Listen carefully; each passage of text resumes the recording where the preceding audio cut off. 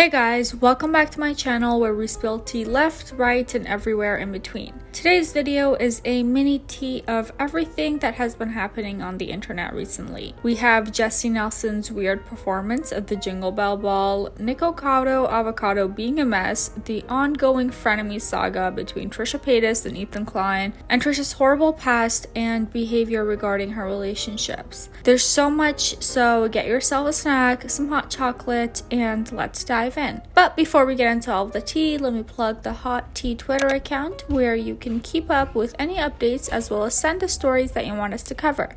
Also, make sure to subscribe and turn your notifications on so you know when I post. And if you enjoyed this video, give it a thumbs up and comment down anything you want in the comments down below. Alright, let's get into the tea. Let's start off with the lightest topic. Jessie Nelson, ex-Little Mix member, recently performed at the Jingle Bell Ball and it was definitely something. A lot of fans were shocked because it was just awkward and weird. Jessie made a lot of pauses in the beginning between each line of the first verse. Some said that this was done because she probably expected people going crazy and screaming and shouting in excitement. Love the beds a bit on this one.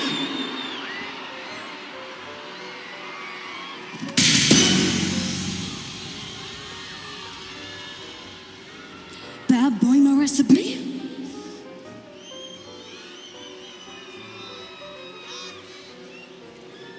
Being nice a little boring when you in between the sheets. However, it was super quiet. At one point, she said, "Jingle Ball, are you ready?" And somebody in the audience screamed, "No, we're not." It's really quiet, but if you focus on it, you can hear it. Jingle Bell Ball, are you ready?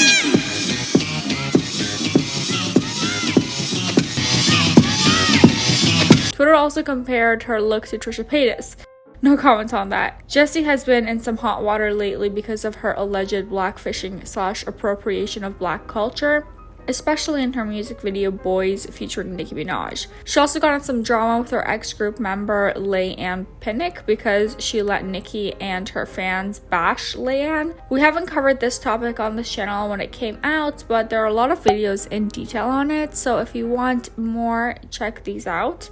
Here is what people had to say on the performance. She set herself up with that intro. You do that with a song that's well known, not a forgettable song from a new soloist. You can tell by the pauses at the beginning that she expected the audience to go batshit for her. She sticked her tongue more times during this performance than Miley Cyrus through her whole career. Next, we have to talk about Avocado expecting the most to do an interview with H3, and Ethan just exposed him for being a diva. If you guys remember, Ethan wanted Nick to come to the H3 channel for an interview as he thought he was really interesting. Avocado went off on Ethan. Meanwhile, Ethan made some jokes about Nick. They've been going back and forth about Avocado's condition to go on the podcast. Excuse me, conditions? Well, apparently Nick wants to be flown out to LA, paid for his feature, get a hotel, etc. And this is weird because Ethan has interviewed A-list celebrities and he said he's never had someone request as much as Avocado. He called him out for being a diva. We've had some internal negotiating going on. We've been haggling a little bit on the conditions, I'll be honest. I say this with peace and love. He's a little bit of a diva. I've interviewed A-list celebrities on this show. Yeah. I've never had some of the requests on me that he's made, but he is a superstar. I mean, he is a superstar, and we love him. We're interested in him. We want him here. Oh, and usually podcast guests don't get paid because the whole point of having guests is cross-promotion. Similar to talk shows, celebrities and public figures come to promote their new projects. The only guest of H3 who's gotten paid before, to our knowledge, is Trisha, but that was after she became host on Frenemies, that damn 5%. It seems like they managed to negotiate though, because Ethan is excited to interview Avocado and he's going to be on the show officially in January. So we have reached terms. We have reached an agreement for him to come in January. I genuinely am excited to interview Nick. I find him fascinating. I find him funny, actually. I want to talk to him. I feel like I have so much to learn from him. Right. And his story. And I'm super excited. So we're taking a break, and when we come back from January, we have we're gonna have him back. We're gonna have him on. So super excited. We just got to nail down the date. Ethan said he thinks Nick Avocado is funny and fascinating. I wonder if they're going to talk about Trisha, since both of them have some tea, some drama with her queen. We'll definitely keep an eye on this episode. Ethan said Nick Avocado has to pay him too for a video on Nick Avocado's channel if he has to pay him for the interview. Ethan said, and my rate is double whatever I pay him. What are we gonna eat? He said he'd do a mukbang with me. Yeah. Well, okay. Sorry, Zach. He said I'm going to do a mukbang with him, but I'm paying him.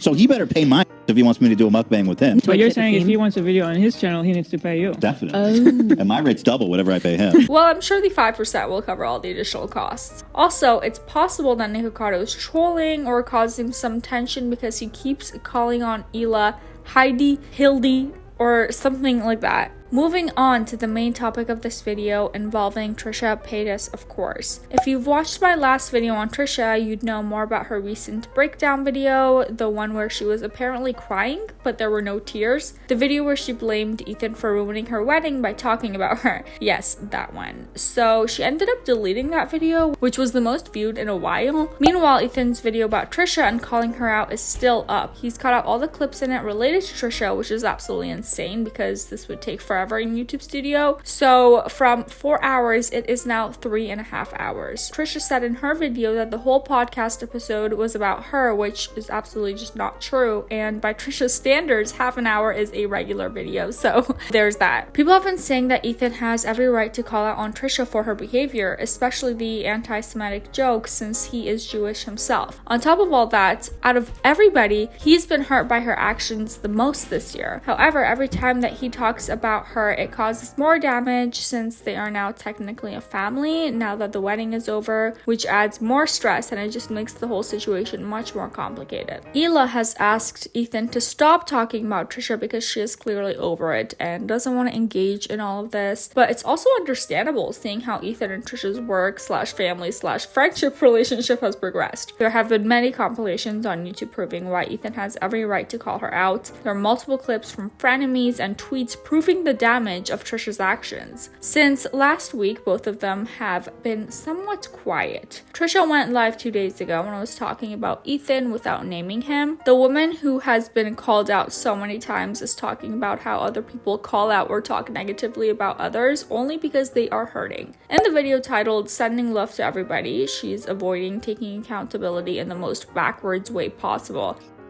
There are people who will try and take away your happiness. They can't stand seeing other people happy. And it's not because they're bad people. I don't believe that God made bad people. It's because they're hurt. And I have more empathy for them than anyone else because I was hurt for so long. I thought.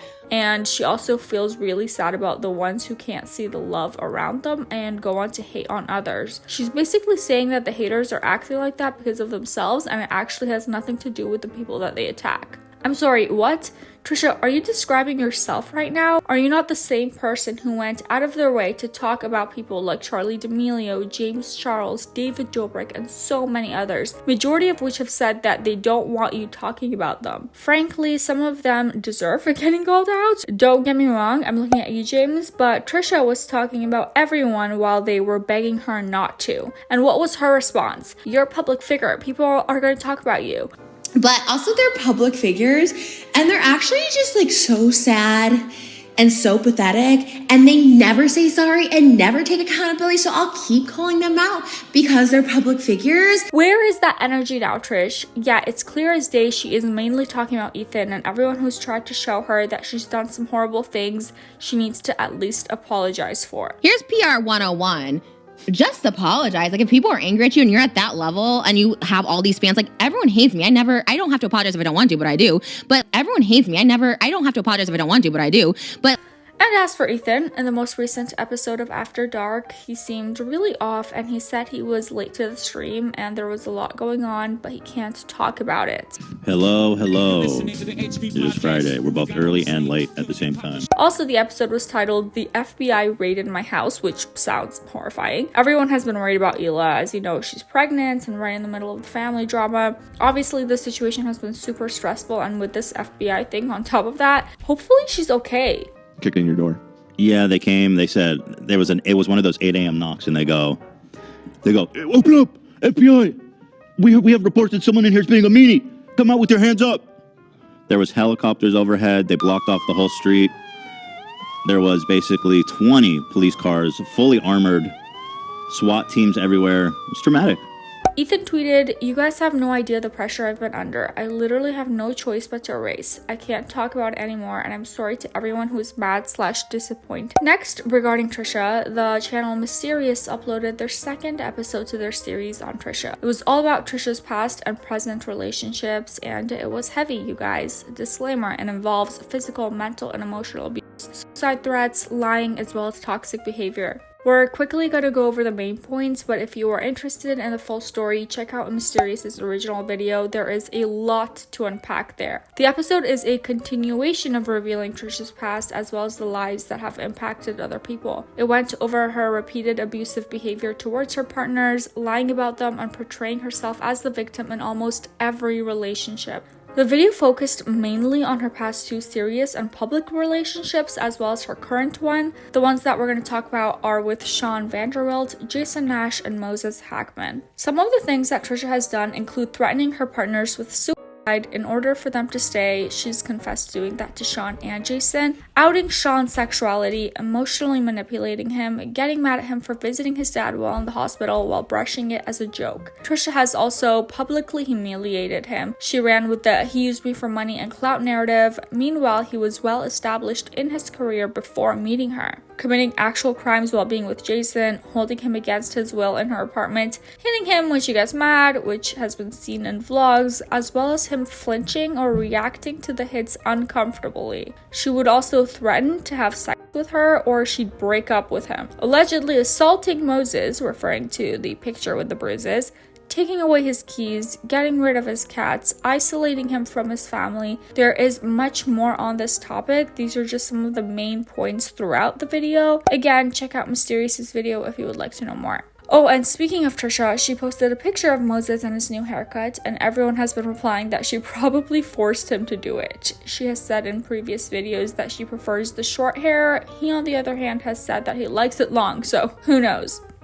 One person said he's only got 5% of his hair left. Trisha, be honest, did you cut it yourself while he was sleeping? And now let's talk about Jake Paul's fight with Tyron Woodley, which they had fought together earlier this year, and Jake won by split decision. Tyron Woodley called for a rematch in the ring, and Jake agreed in the moment, saying that all Woodley had to do was follow through on the pre-fight bet that the loser got a tattoo with the name of the winner. This was a bet that Tyron had seemingly lost interest in during the days leading up to the fight, but Woodley did agree, and it seemed like a rematch was going to happen. A couple months later, Jake lost interest in fighting Woodley a second time, instead focusing in on a fight with Tommy Fury. The fight with him is all set, but on December 6th, Tommy Fury pulled out of the fight because of a rib injury and chest infection, and so Tyron Woodley got the call to fight Jake after all, which just happened Saturday night, and Jake brutally knocked him out. I also want to talk about some lighthearted matters. During the press conference, Jake accidentally said that he was gonna eat his ass. I mean, we just added to his contract that if he can knock me out, he'll get $500K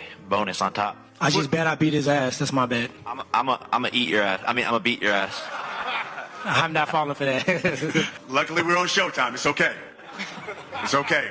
Jake also gifted him a watch that's worth tens of thousands of dollars just so he could say this one line. You have to open it not to open it now. Open it right now? Yeah. Trust. It's a good gift. Is it? I'm taking it. You got it for him? I actually got this for him. In the spirit of the holidays. A genuine spirit of holidays. People. This nigga crazy. What is it? What is it? As a gift of respect for What do we have? everything that's said. Wow, look at that. I accept. Is this a Rolex? It's a Rolex. Is it? How much would you say this costs? Don't even think that's not Okay, important. I don't know. I'm not a watch That's not guy. It's a new generation one. And you're giving this to him? Why? Because it's time for me to knock him out. I don't understand. Oh, I get it. Time.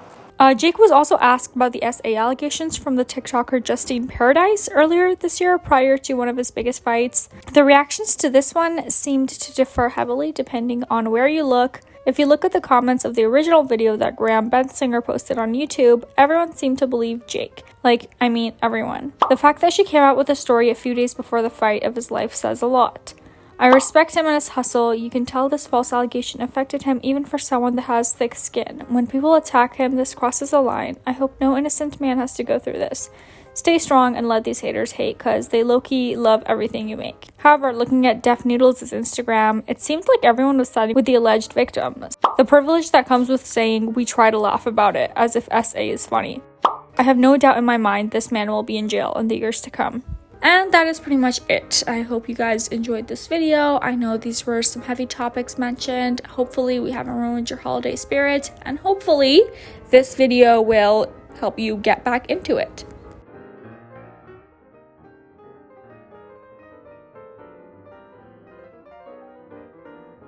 Thank you guys so much for watching. If you like this video, please make sure to give it a thumbs up and subscribe. We post new videos every single day. Alright, bye-bye.